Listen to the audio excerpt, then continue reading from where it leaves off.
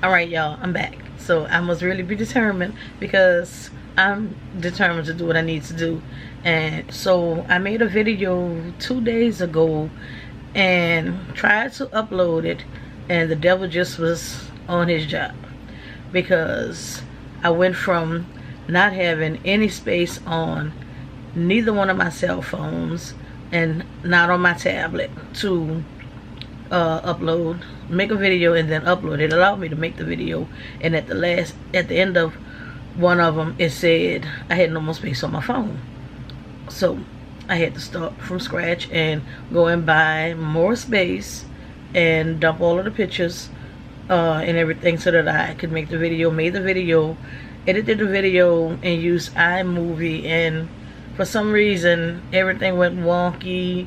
The video was cutting off half of my face on the last end of the video, so first it was here and then it went up to here, so you can only see like from my nose up. And I wasn't aware, because when I uploaded it I did look at it and everything and sent it to YouTube. And then my husband tells me the next day, which was, no, he tells me today, this morning, that he looked at the video, and the last 30 minutes of the video he was looking like at me like this. So I'm like, what? So he's like, yeah, next time raise the camera up. And I'm like, what are you talking about? The camera was raised up. And he was like, yeah, at first, but the last 30 minutes it was, all I could see was this. So I go back and I look at it and I'm mortified. But at that time only 3 people had saw the video. He was one of the 3. So I'm like, oh my god, I'm just gonna delete it and, you know, go and see if I can fix it and see what happened. And he's like, just do it over. And I'm like, I'm not doing it over. It was like a hard video for me to make, because it was me opening up to people that I don't know, which I never do, and telling a little bit of our family business that I never do. So it was a really hard video for me to make, and it took me too long to make it. So I was like, nope, I'm not doing it. I'm not going to like expose myself and our family for a second time, because I don't want to, you know. And I'm thinking maybe it wasn't meant to be, maybe I shouldn't have made the video. And then he kept telling me, no, that's not it, just do it, just do it, just make the video over, you know. And then he was like, you know, telling me, didn't you say that DoorDash encouraged you? Then you say that DoorDash motivated you to make that video? And I'm like, yeah. And he's like, well, make the video, just do the video over, you know. I know it was hard, but do it anyway you can do it. So here I am making a video, but I was so discouraged to the point where I said, you know, I'm gonna think about it, let me see. And I was so, I mean, after I dropped my daughter off this morning, I'm usually wanting to vlog now because DoorDash did that for me. She motivated me to want to do it. My husband had been motivating me for the longest time, telling me you need to start recording and stuff like that. You should be vlogging, you know. You have time to do it, you know. You wanted to do it, you should be vlogging.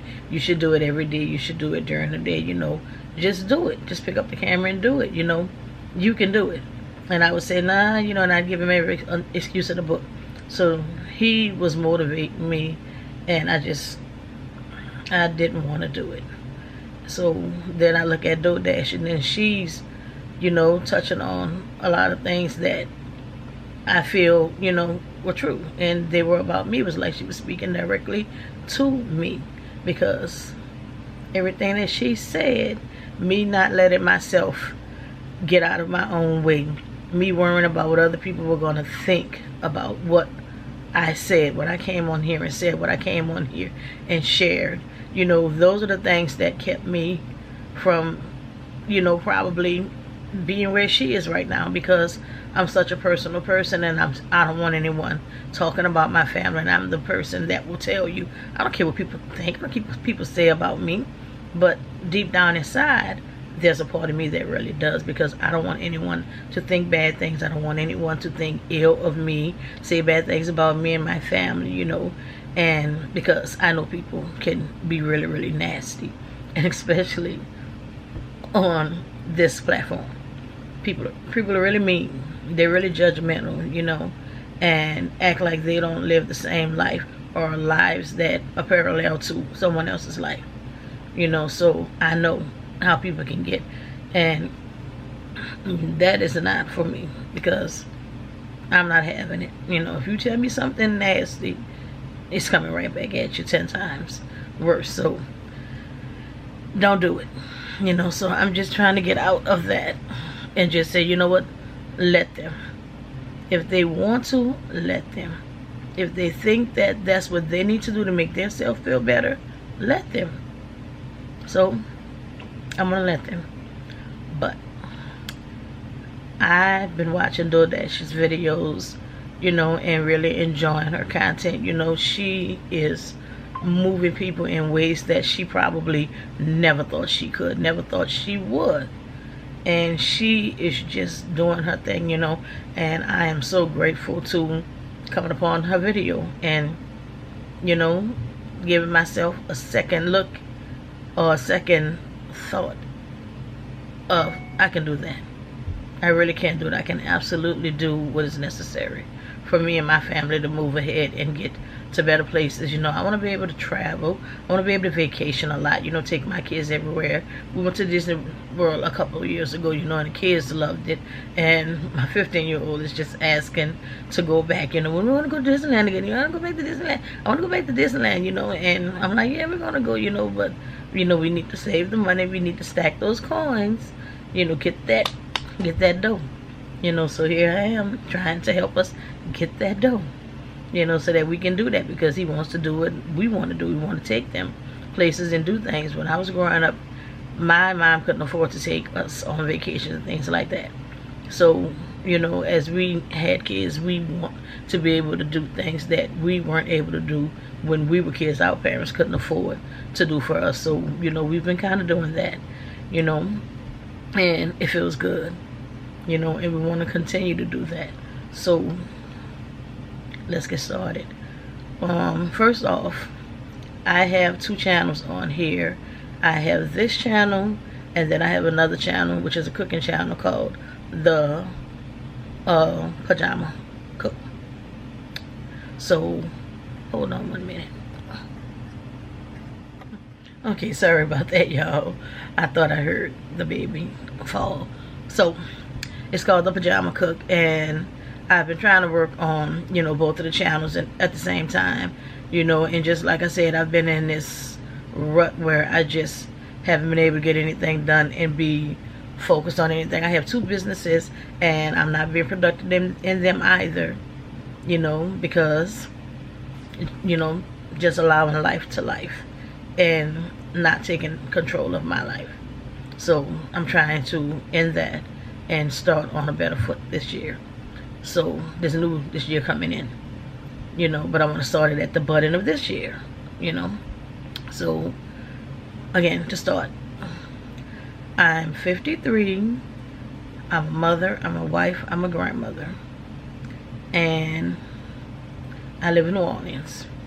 So I'm going through kind of a tough time right now, because one of my children I have is 35, and she has 3 children, and we're going through a custody battle with her right now for one of the children, and she's 4, and it's just, you know, it's a hard place to be. We're in a hard spot right now because my daughter's bipolar. She's unmedicated. She definitely needs to be, but she doesn't think so. We've been going back and forth with her, and I've been like chasing her and trying to keep her safe since she was about 16, and by the time she was 18, she was just out of control, and the whole family has been, you know, trying to keep a hand on her and keep her safe and help her and be her safe place, you know, to be her soft landing, you know, when she falls. And she just refuses to do right. So this baby is 4, and my daughter used to live with us until she had a baby, and she just started to like run away and wasn't really wanting a parent and do the right thing and stay home and take care of the baby. She was in school, so I would watch the baby for her so that she can go to school and graduate, get a high school diploma, you know, so that she can get out there into the world and make something of her life. Well, she would go to school and she would be interested in everything at school but school, and everything when she came home, like the phone, like the computer, and not the baby. So when she would get home from school, she wasn't interested in taking care of the baby, spending any time with the baby. I would have to make her come and get him so that I could get a shower, so that I can get dinner started, so that I could do things with the other children.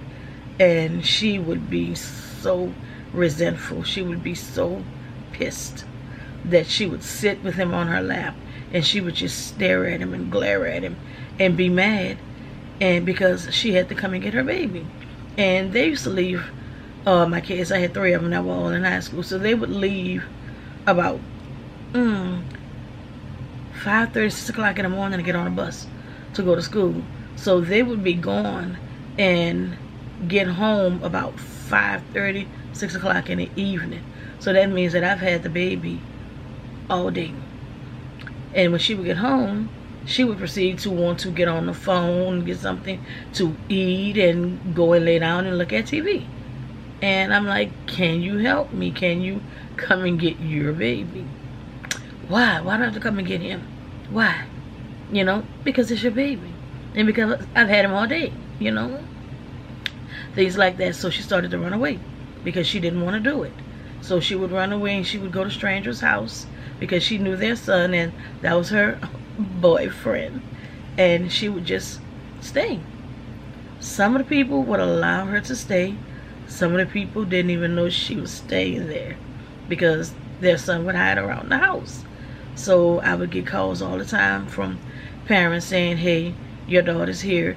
You need to come and pick her up, or else I'm calling the police. Hey, your daughter's here. You need to come and pick her up because I almost shot her. I thought she was a burglar. She's here. She's screaming and slamming doors and ranting and raving, refusing to leave. Come and get her because I'm going to shoot her, you know. So then we would be running on over, trying to go and pick her up and bring her home. And then, once again, she would run away again. And she did it and did it so many times until the breaking point was when I went to bring her brother and her sister to school. They missed, the bus didn't come.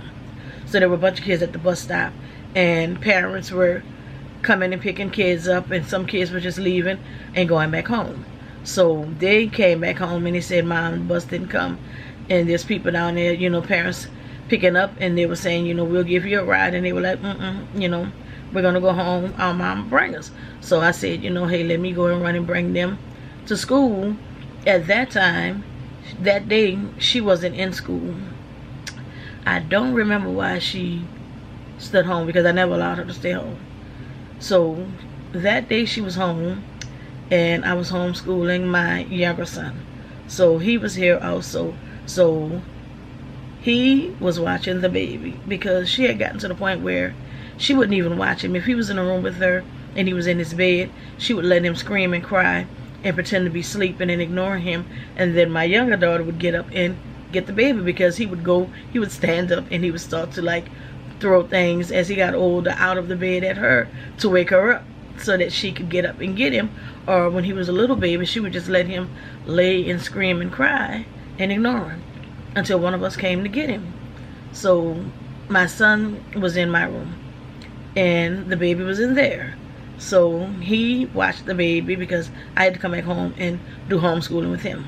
So he was watching the baby and the baby was asleep, and he had started to do some homeschool stuff without me on a computer. So I said, hey, let me go bring your sister to school, your sister and your brother to school. They missed, the bus didn't come. And she was in a room sleeping. So in the time it took me, which was about an hour, to bring them and come back home. And I'm driving up the street and I see something flying in the wind 2 houses before I get to my house, and it's sheets hanging from the front window of my house, because her and her sister's room was on the front of the house and the boys' room was on the other side.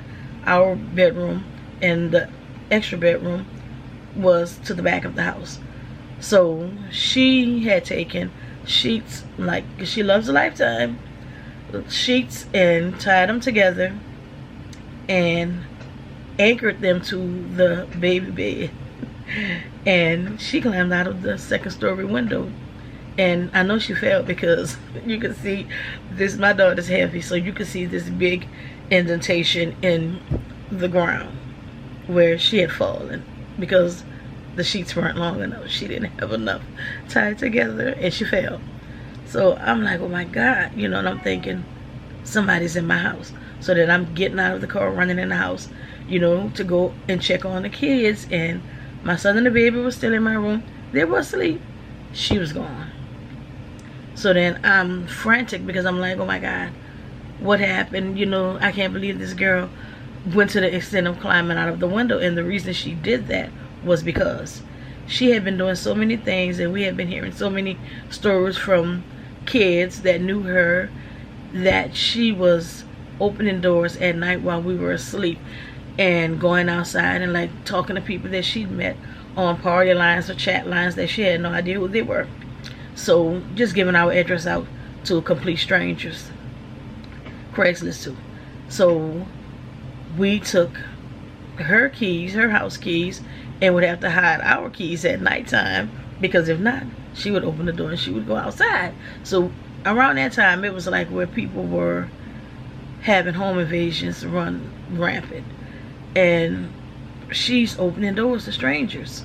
And we live in a nice neighborhood, so when people come into a neighborhood like this and they see all of the big houses, nice cars, they're thinking, oh, these people must have a lot of money and a lot of nice things in their houses. So they were starting to do home invasions in our area.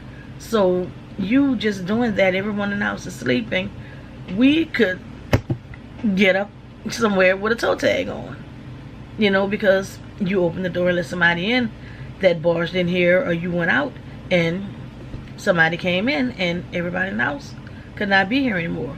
So we couldn't allow her to have keys, and we couldn't leave our keys out and around.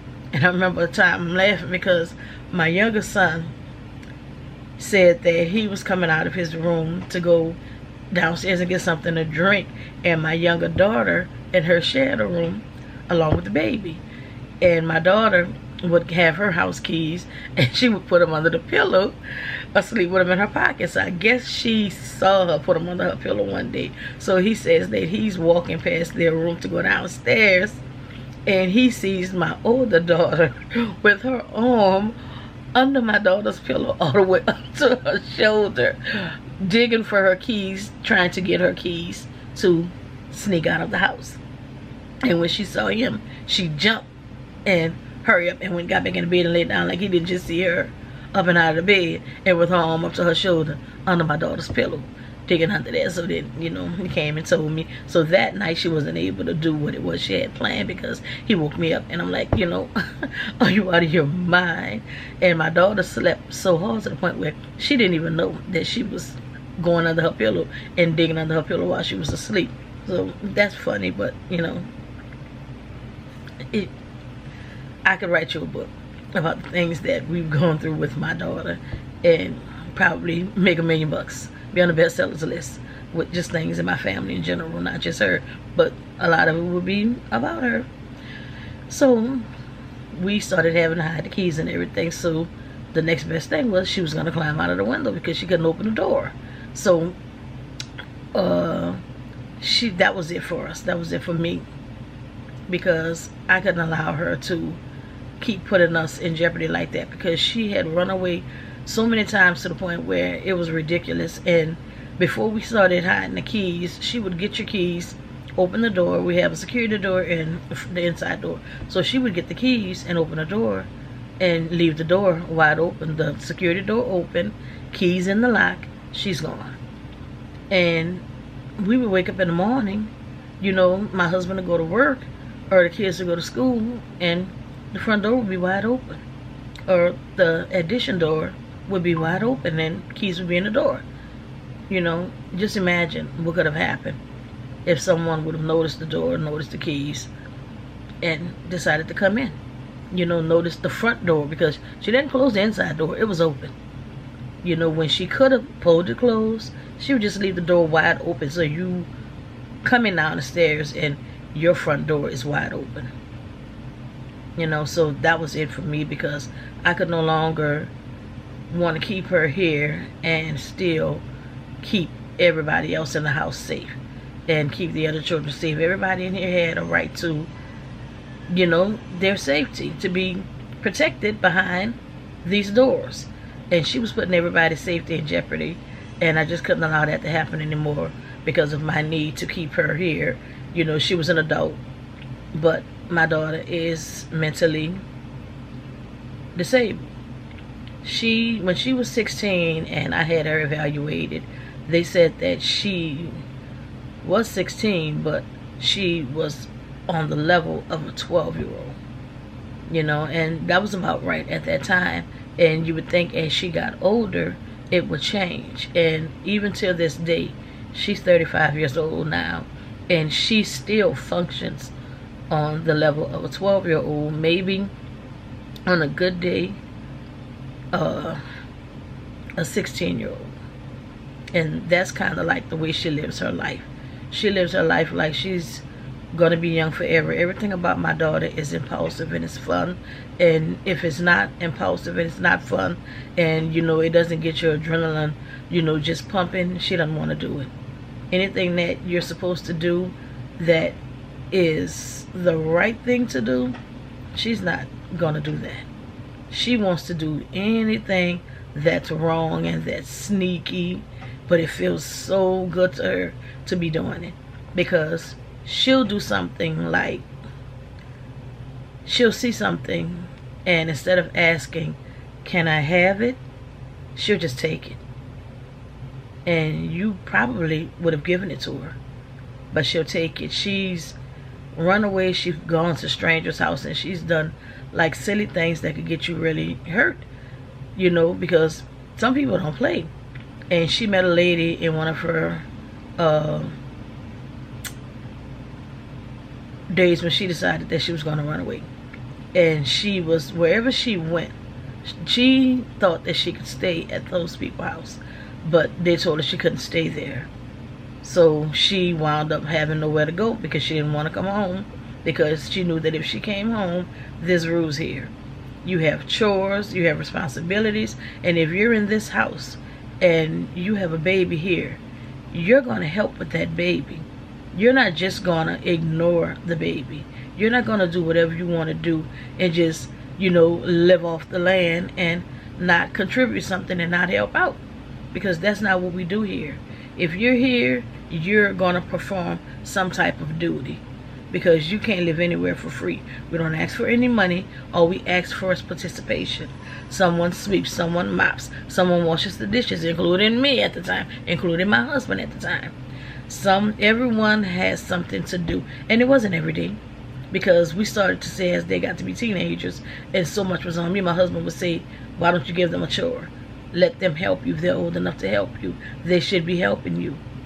So I finally said, okay, this is what we're going to do. They would have days. Someone would wash the dishes and, wipe off the counters in the kitchen, and someone else would come and put the food up. I would cook. Someone would come and put the food in containers and put the food up.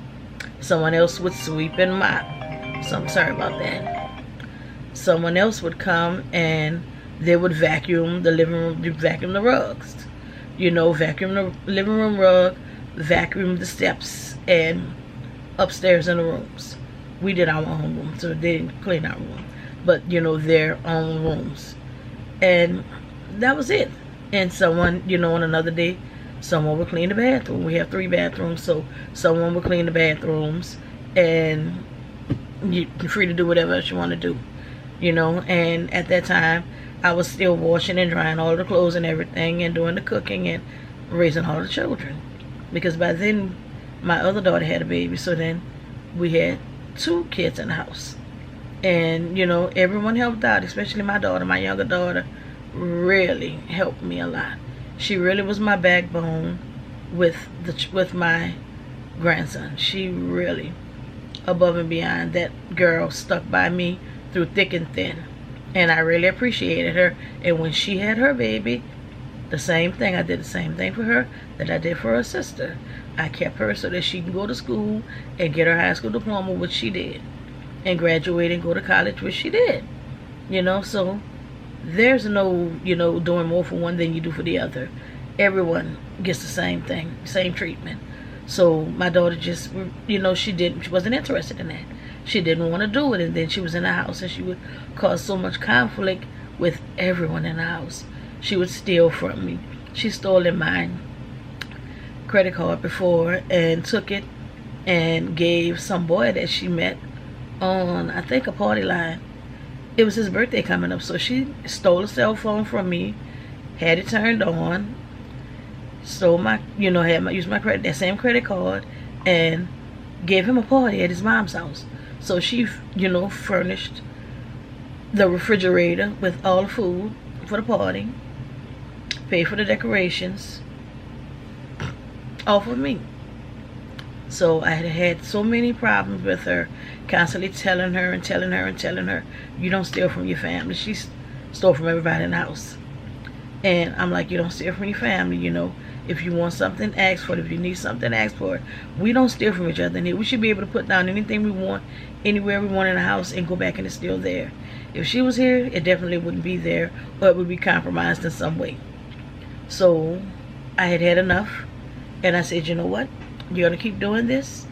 You're 19 years old, and you're going to keep stealing from me, and I'm giving you everything. I'm doing everything for you, and you're just doing the most. And you don't believe that people go to jail for this kind of stuff. And when she said, I'm like, oh yeah. So you don't think that you can go to jail for stealing? And especially stealing from me?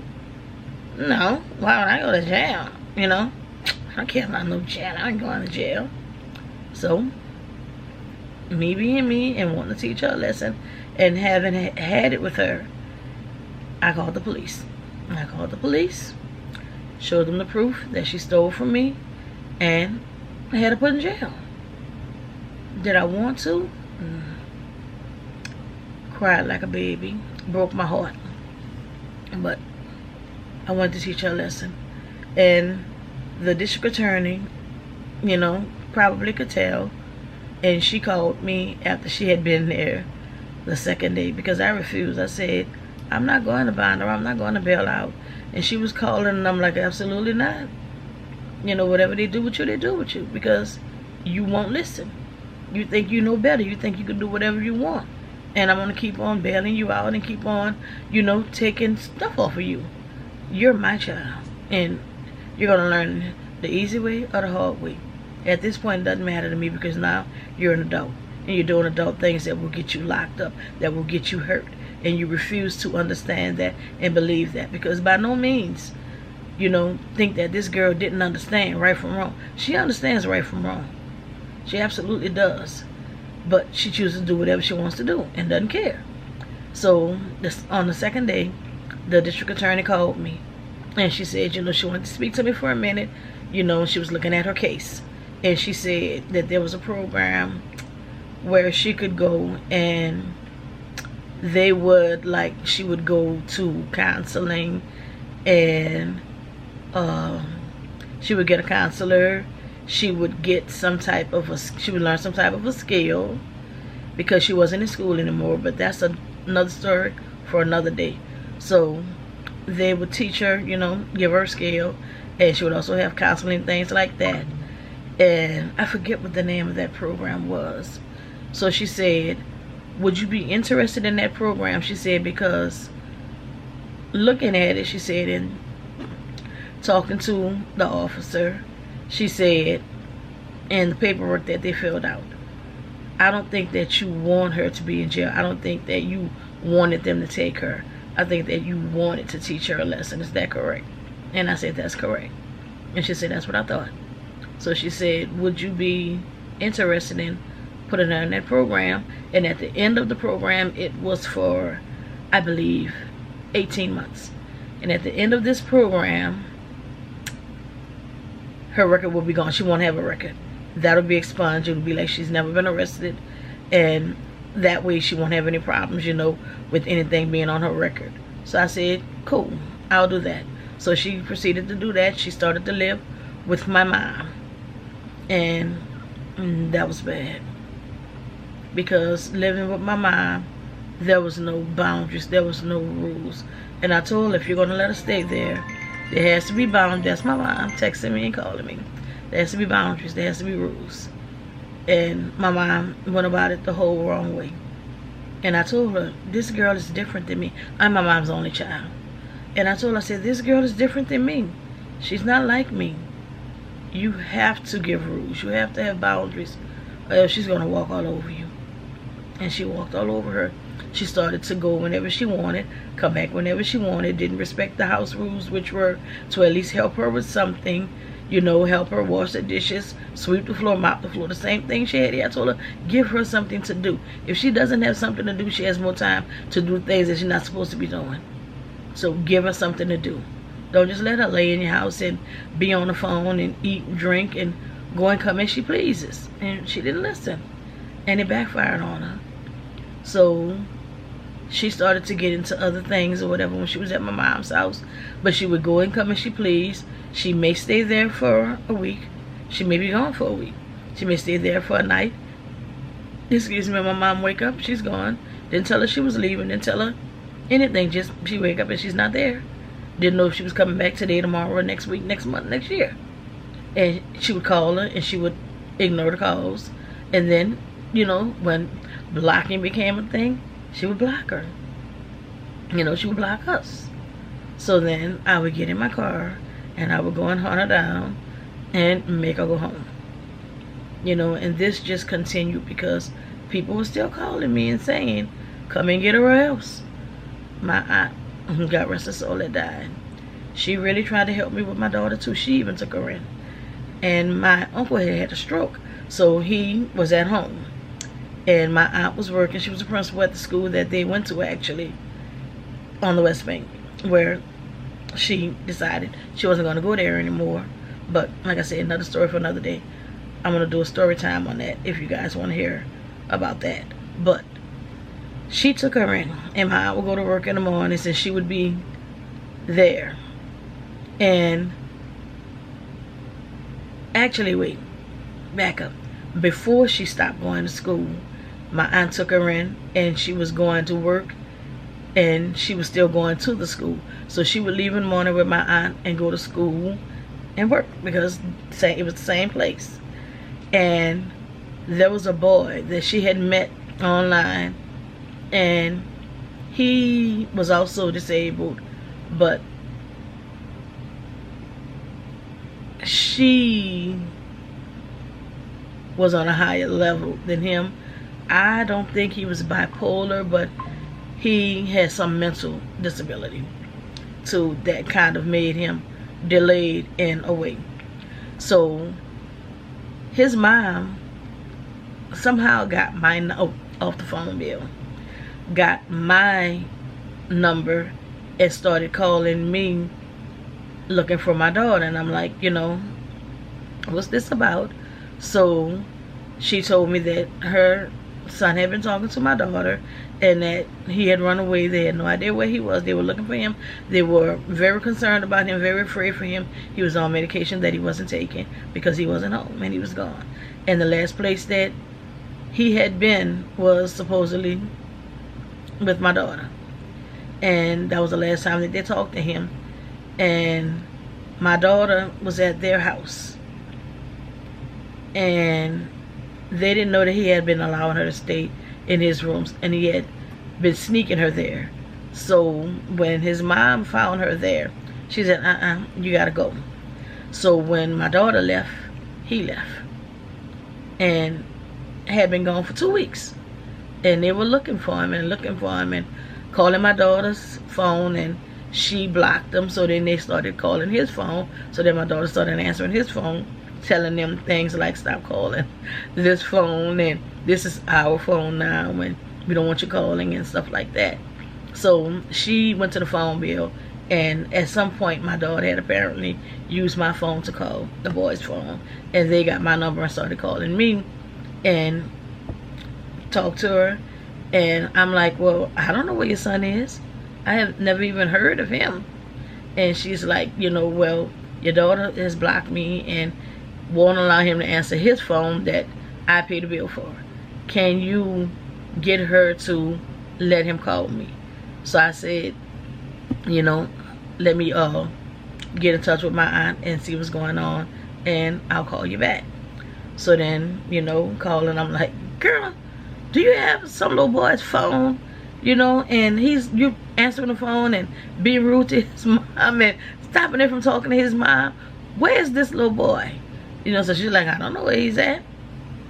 Hold on, my battery's dying. Let me change batteries. Okay, y'all, so I'm back. But anyway, yeah, so she was like, I don't know where that boy is. I have no idea. So I'm like, cool. When you talk to him, you tell him that he needs to call his mom because his mom is calling me, and stop answering his phone. So she's like, okay, I'll tell him. So, get past that, and then probably like a few days pass, and my aunt calls me, and she's like, okay, this is it. She's done it. She's like, she went in her room to talk to her one morning. She said before she got ready to go to school and work. So she went, and she was standing in the room talking to my daughter at the end of the bed, and she touched the end of the bed like to pat her on her foot. Okay, you need to get up and start getting ready because we're getting ready to go. And my daughter was like, okay. But when she pat the bed, she felt feet that weren't where my daughter's feet should have been. So when she pat the bed, she said, so she pulled the cover back, and it was another set of feet. The boy was laying in the bed under the cover next to my daughter, and she said she almost had a heart attack. Because if you know my aunt doesn't have an ounce of fight in her. So she said, I almost had a heart attack. So she said, what is that? Get up from there. And he said, she's like, oh, what are you doing in here? I'm getting ready to go and get my gun. She didn't have one. So she became tough Tony. Get up out of there. What are you doing in my house? So,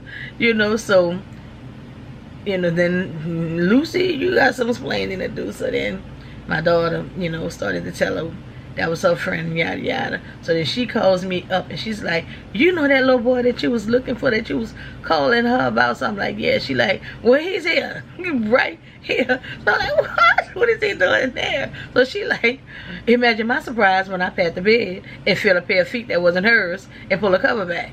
I'm like, you lying, I know it. And she's like, yeah. So I'm like, well, where is he? Where is she? And she's like, she's mad because I just told him he better get out of here. He got 5 minutes to get out of here before I get the police. So he got up and he started getting out the door. So my daughter started throwing stuff in the bag. So she like, where you going? And she like, I'm going with him. So she said, oh, no, you not. So she said, oh, let's answer. She said, both of them were walking up the street.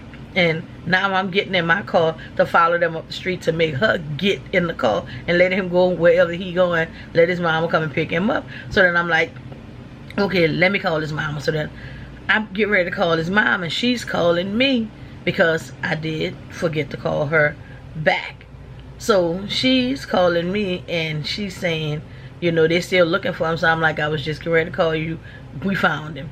He was at my aunt's house or whatever, So I'm telling her where my aunt lives and telling her, they're walking up the street. Let me call my aunt back. I'm going to put you on three-way. So then I call my aunt on three-way. So then we're on the phone, and my aunt is telling them where she's at. So they're in the car, and they're going there trying to meet them or whatever. So then they meet up, and they having it out in the middle of the street. So his mom says, his mom and his sister and his mom says, get in this car. So he proceeds to do what they say, and he's getting in the car. So then my daughter go ahead and get in the car with them. So his mama said, well, where you going? So she said with him, she said, you are absolutely not getting in my car and going nowhere with him. So she like, go ahead, you better go back with your aunt because you ain't going with him.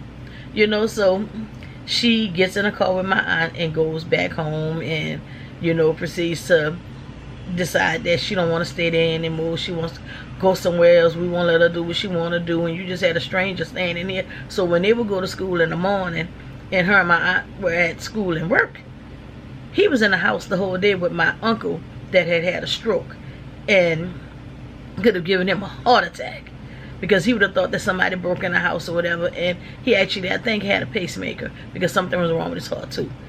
And you was leaving some stranger in the house with him that could have startled him and caused him to, you know, have an episode. Because I knew at some point he had to come out of the room because the room didn't have a bathroom in it. So he had to leave out of the room to go to the bathroom across the hall. And my uncle was one of those people that like to stay busy. So even though he had a stroke and one of his arms didn't work, he still would get up and he would, well, he loved to wash and dry clothes and fold clothes. So he would get up and he would wash clothes and dry clothes and like do little things around the house and keep busy. So the washroom in my aunt's house was downstairs right in front of her room and right next to the bathroom. So at some point they would have bumped into each other and probably would have gave that man a heart attack, you know, and that wasn't right, you know. So it just was like she had to go, but my aunt didn't want her to go, so she ran away and decided she was going to go stay in somebody else's house. But in a nutshell, you guys, you know, like I said, I got a lot of story times, you know. So you guys want to hear story time or whatever and want to hear a couple of good laughs, maybe even have a couple of, you know, tears drop, let me know and I'll see how much I want to share without dropping a lot of tears too, because this was hard for me, you know. But I gotta find something funny about something because I don't want to be sad all the time, and I'm just, you know, always going through it, you know, with this daughter. But in a nutshell, we are going through a custody battle with her, and because I'm all over the place and I just got off a topic, but with DoorDash is done for me. So we're in custody battle right now with her. On October the 3rd, we went to court and we actually got custody of my granddaughter, my husband and I. So we have her, she's here, and she's great. You know, I'm gonna include probably a couple of videos of her and the kids. We took them to trunk or treat at my 15-year-old's school and she had a blast. She enjoyed herself. She did not want to leave, you know. So I'm gonna include, you know, a clip of that on here. Either, you know, I'll like do a short video or something. But anyway, you guys will see her. Anyway, so we got custody of her. My daughter is mean and hateful and just, she's digging in and she's like trying to cause a lot of problems and things like that for us with the baby. And there's a lot of reasons why we had to have custody, take custody of this baby, because if not, you know, she would probably not be with us, and we didn't want that. So this is a necessary evil, if you must, because she thinks it's the worst thing in the world, and rightfully so, because, you know, what mother doesn't want to have her child raise her child and be able to love on her child whenever she wants? But my daughter doesn't function like that. My daughter is really different with her affection and things like that. She can love you one minute, and I know it's the bipolar, but she also has other things that are going on with her that go in line with the bipolar and disability. So she can be as happy as she can be with you one minute, and then 5 minutes later, boom, she'll snap and can't stand you, hate you, wish you drop dead, and go stomping off. And then she'll come back maybe 20 minutes later and be like, hi mom, what are you doing? You know, I miss you, I love you. And I'm like, get out of here, get away from me, I'm still mad. you know, and things like that. So that's just the way she is, and she's like that even with kids. She was like that with both children before this baby. You know, one minute she's as happy as can be, the next minute she's like, I can't be bothered with that baby or whatever. I don't care if that baby is crying.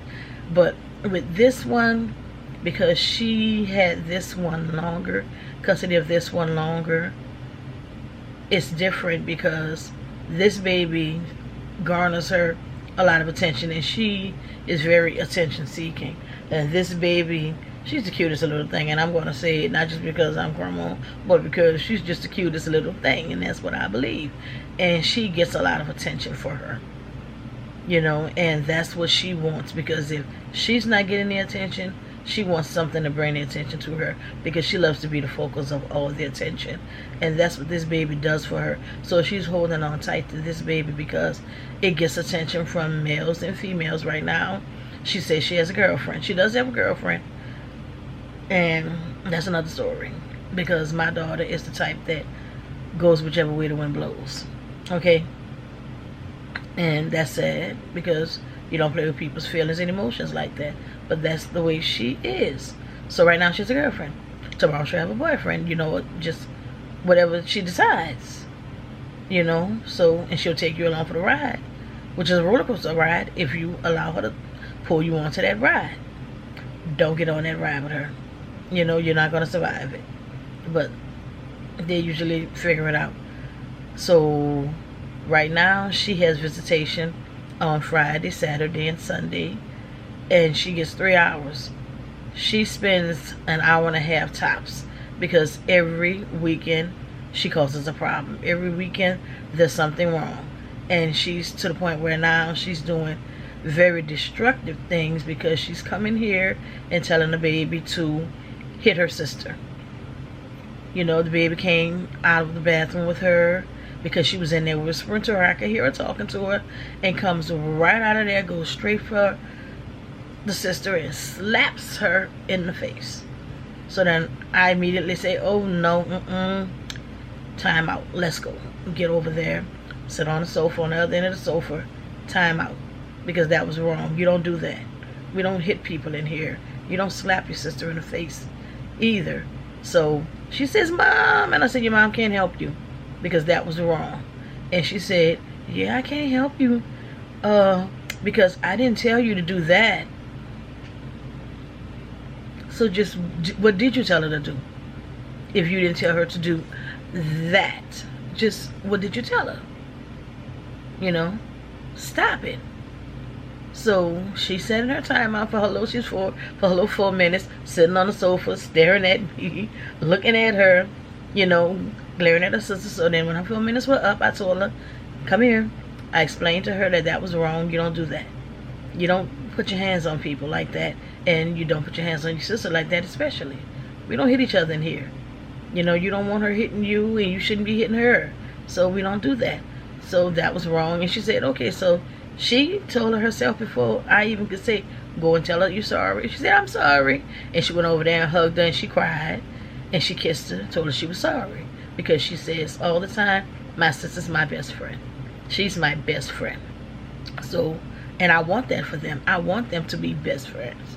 You know, that's your sister from cradle to grave. That's who you're going to always have. And I don't want any distinction between them. I don't want any problems between them. She's causing problems because she's telling her to hit her and things like that. Why are you telling her that? And then, no sooner as that was over, for no reason, she kicks her sister. And she's sitting there with this sheepish look on her face. Okay, so now give me the tablet. No tablet. Have a seat over there. You know, because that's not right. We're not going to keep doing this. But I noticed after the first visit, every time she comes here, the baby gets out of hand and starts to do things that she's not doing when she's not here, because she's whispering to her. And I have cameras in my house, so then I start to look back at the cameras because I can see them, because usually I'm not sitting on a visit, I'm in the kitchen, but I can see them on camera in the living room. I let her have her time, have her privacy with her baby, and I can see her whispering and telling her stuff in her ear. You know, so the day before that, I heard the baby say out loud, yeah, no. And she says, no, yeah, Mima's mean to me. So then she's whispering something, and the baby said, yeah, Mima was mean to me. So then I said, what is she saying? And she says, huh? So I said, what is she saying? So she said, oh, I don't know, Mom. So then I called the baby. I said, come here. So then she's holding on her lap. So then she says, go ahead to Mima. So then I asked, I said, what are you saying? So she said, Mom said you're mean to me. So I said, am I mean to you? And she said, yes. I said, when was I mean to you? She said, when you took my tablet. I took her tablet like 2 days before, because I bought her a tablet, because she's here and all the kids have iPads and tablets, so and phones. So I bought her a tablet, and she has, when she came to me, she has 8 cavities in her little mouth. One of her front teeth has a piece that's missing out of it, that's falling out, a cavity. She hadn't been taking her to the dentist. She hasn't been to the doctor in 2 years, but was telling me she was bringing her to the doctor, getting shots and things like that, because she was living with my mom, and she would leave and go back and forth, saying she was going to bring her to the doctor, calling me saying she was at the doctor's appointment. I believe she was at the doctor. So I'm like, boy, she is really getting herself together with this baby. It didn't happen with the other 2, but, you know, she's trying, you know. Lying, telling me what she wanted to tell me, so that she kept me believing whatever it was and not asking it too many questions. So she had been taken to the doctor. She hasn't been brushing her teeth correctly, excuse me. So she has 8 cavities. We've been taking her to the dentist and getting her teeth worked on, things like that. So she wanted cookies, and I said no cookies, because she had some muffins earlier, like the little packet of Little Debbie muffins or whatever, I forget what they call them. So she had that earlier that morning, and some orange juice, and then she ate cereal. So then she wanted cookies. So I said no cookies, because you've already had muffins. I said, so no, you don't need any more sweets today, that's enough. So she said okay. So then she proceeded to find some cookies, get in a box, and it was like 2 to a pack. So she ate 3 of those packs of cookies. So when I found it, she had eaten the cookies and thrown the wrappers on the floor, and I was in there trying to make my bed, and I found it on the floor. So I asked my husband, did you give her cookies? So he's like, no. So I'm like, that little stink of been in the cookies and ate 3 packs of cookies. So I called her and I'm like, did you do this? And she's like, yeah. So I'm like, give me that tablet. That was bad, because I told you no cookies. So I took the tablet, and she just had a fit. Fell out, and I said, that's it, you can go. No tablet, didn't put in timeout, just you can go. But the tablet stays with me, because that was wrong. You shouldn't have done that. That was naughty, and that was sneaky. We don't do that in here. So she went along, and she, okay, she was gone. So apparently she said she figured that I was mean to her. So I said, so when was I mean to you? She said, when you took my tablet. I said, oh, when you ate the cookies, when I told you that you couldn't have cookies and you had already had sweets that day, and I don't want your teeth to start hurting. So she was like, yeah. So I said, so that was being mean to you? And she said, no. So I said, is Mima ever mean to you? And she said, no, you love me. And I said, that's right, Mima loves you. So I sent her on. So my daughter decides, oh, then now it's time to go. So she's ready to go, because now I'm on to you. So the baby was in the front, and I told her, I said, why did you tell her that? What? I didn't tell her anything, because I haven't said what yet, because she was in the front. So I said, why were you asking her that? And she said, I didn't ask her anything, Mom. And I said, yes, you did. You most certainly did. Don't come here with that. Don't start that lying and making stuff up. You know, all right, Mom, but I didn't tell her anything. She knew exactly. That's why she didn't say. Tell her what? because you knew what you told her. And my house is big, so between the kitchen and the living room, she couldn't hear what I was asking the baby. But because the baby talked so loud, I heard her yell, yeah, no, yeah, mean was mean to me. She's filling her head with stuff and trying to, I guess, get her to say things that she can record it and bring it back to the court and be like they're being mean. Because if you guys, I didn't tell you that the day that we went to court, the day before, she texted me and said, because she climbed out of my mom's window, she was living with my mom with the baby, and it's a mess, but she climbed out of my mom's window and left my mom's house with the baby like a thief in the night. Like, you had to hide and leave with the baby if you wanted to go back to your girlfriend that had beat the snot out of you a while ago and had been arrested for that and had a restraining order against her and being around you with a baby because she beat you up while you were holding a baby. So you go climb out of a window and then go back to be with her, which she had also snuck the girl in my mom's house, and the girl had been hiding in my mom's house in the closet for 2 days before that.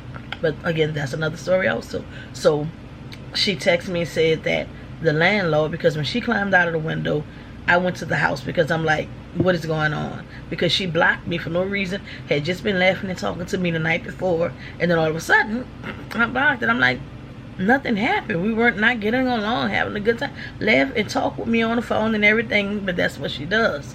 That's the way she switches on you. And now I'm blocked, and I didn't, what is going on? So she wasn't there, and the girl wasn't there because the landlord said he hadn't seen the girl in 2 days.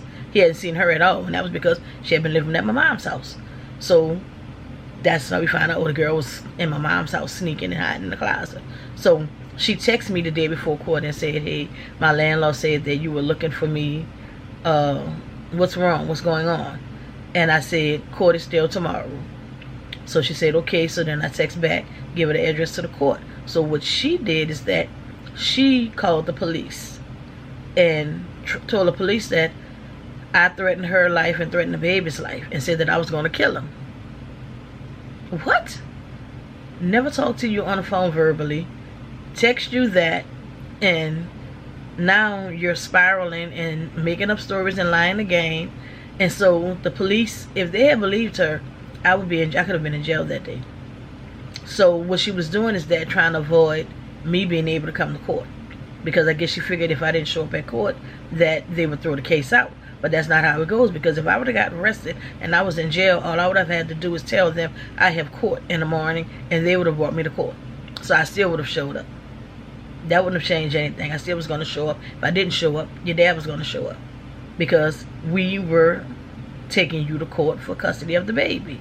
But, you know, just the idea of you trying to have me arrested when I did nothing. I didn't say that. That didn't happen. Why would I be threatening the life of a child that I'm trying to save, that I'm trying to get over here so that we can raise her with the other kids and family and, you know, give her everything? You know, she kept me from putting her in school. She wouldn't put her in school. I said, well, let me, okay. And then the girlfriend told her something different, so that she changed her mind. And it just, like I said, it's a bunch of stuff. But she tried to have me arrested. I could be sitting in jail because you lied on me. Who does that? You don't do that to your mom. And so when I got to court that morning, she was there already, and because she had went down and tried to file a restraining order against me. So then we get in court and everything, because the girl tells me at the window, lady tells me at the window, that we may have to make another day to come back, reschedule, because she has paperwork to file or whatever. Unless I allow her to give it to me and serve me herself, we're gonna have to reschedule. And I'm like, she can give it to me. I'll allow her to give it to me now.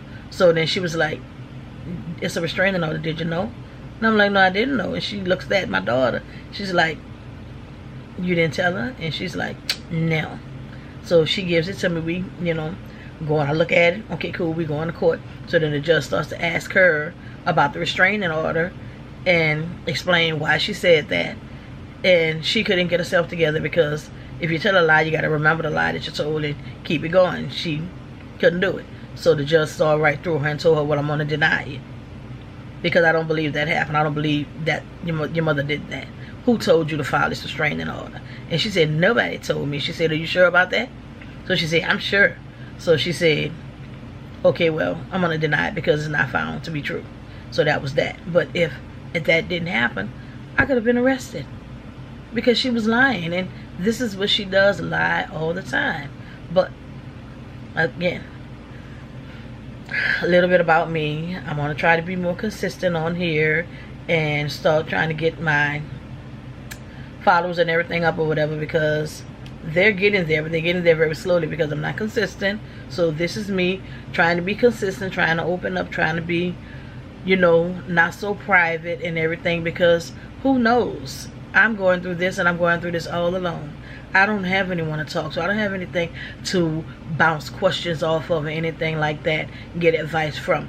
My husband doesn't know anything about this or whatever, so whatever happens or whatever, he's like, well, I don't know anything about that kind of stuff. You know, I don't know, so I don't have anyone. So there's somebody out there, there's many people probably out there just like me, going through it just like me, that maybe I'm going to help somebody else. Somebody else is going to help me, you know. So this is me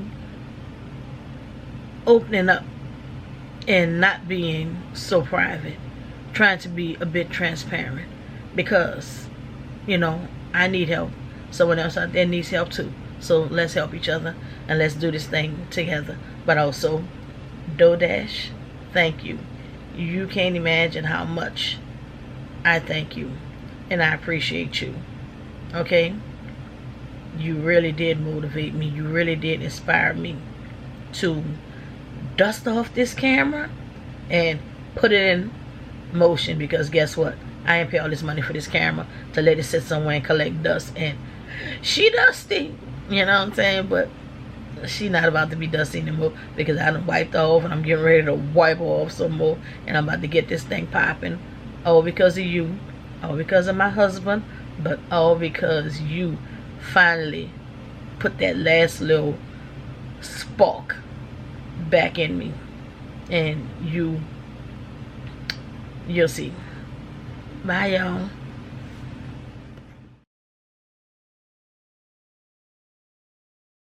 God, thank you for sunshine, thank you for rain, thank you for joy, thank you for pain. It's a beautiful day.